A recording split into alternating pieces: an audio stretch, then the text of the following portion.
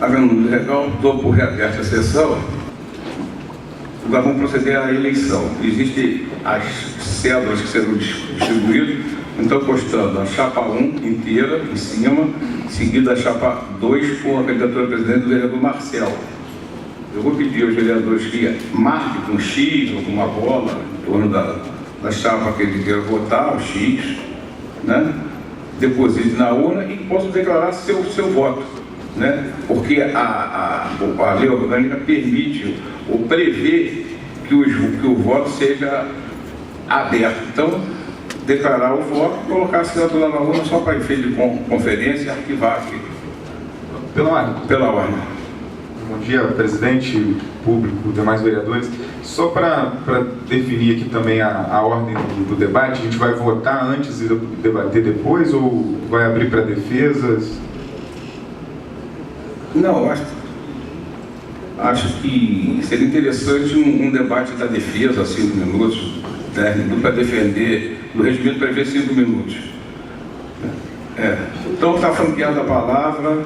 Se o vereador quiser se inscrever para defender alguma posição, ele que se inscreva agora. A palavra é vereador Marcelo. 5 minutos.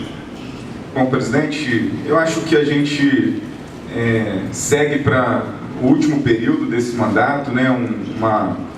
Um tempo importante para a cidade, um tempo de se discutir o papel de cada poder, o papel de cada representante. É um momento que eu tenho dito com muita tranquilidade e com muita consciência histórica do que Macaé tem vivido, né, que é um momento de transição democrática, é um momento político importante que Macaé está passando nesses últimos 2 anos e nesses 2 anos que se seguem, né. Eu acho que 2012 foi simbólico, o resultado eleitoral, a mobilização das pessoas, a expectativa para que a gente, cada dia que passe, melhore os espaços de representação política, as possibilidades de participação popular e de melhora da atuação de cada um, tanto no Executivo quanto no Legislativo. E aí eu acredito, presidente, que é importante que nesse momento fundamental que a gente faça os debates para fortalecer os espaços de representação, né? Então eu acho que seria muito pobre para nós aqui no Legislativo, nessa renovação de mesa diretora, que nós não fizéssemos um debate de como a gente pode passar por esse tempo de transição fortalecendo o Legislativo, fortalecendo os espaços que a gente tem de tamanha necessidade para que Macaé se torne cada vez mais uma cidade que preze pela democracia, pela participação popular, pelo atendimento dos anseios da sociedade, né, da população, em especial daqueles excluídos historicamente das prioridades. E aí eu acho que a gente precisa o tempo inteiro reafirmar e retomar o debate da autonomia do Legislativo, né, da liberdade, da independência dos poderes. E aí a gente precisa trazer, né, algumas pautas para cá, né. Eu acho que a gente, em 2013, todo o cenário político no Brasil viveu aquele momento de desgaste, de enfrentamento da sociedade com a representação política, em que é muito difícil hoje trazer a sociedade para dentro dos espaços políticos, dos espaços de representação. Isso é um grande desafio, né? O desgaste, o descrédito do político, o descrédito das discussões políticas por atendimento imediato dos anseios da população. Isso foi claro nos marcos que foram as mobilizações de junho de 2013. E daí para frente nós precisamos melhorar isso. Eu acho que o Legislativo em Macaé, ele ainda não consegue dialogar com essa sociedade tão descrédita, tão desacreditada das representações políticas do processo democrático. A gente precisa avançar. Macaé é uma cidade importante para isso. E aí eu acho que a gente pouco avançou, né, nesse sentido. A gente imediatamente após as manifestações, a gente recuou que para mim foi uma grande derrota, que foi o debate dos horários. E o debate dos horários da Câmara, que as sessões da Câmara são num horário difícil da população participar, é um debate que se justifica, por exemplo, quando a gente fala que continuava vazio, mas ele não se justifica quando a gente entende e precisa reconhecer que o Poder Legislativo ele não atuou para que tivessem as galerias cheias da população e da sociedade.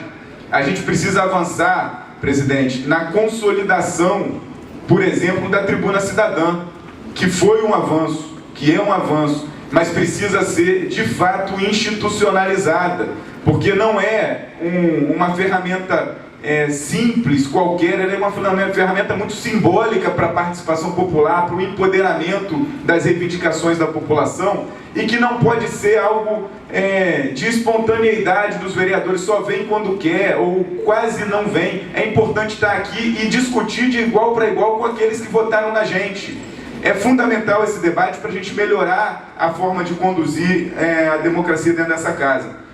Também, presidente, uma pauta que a gente precisa tratar aqui com muita firmeza para avançar.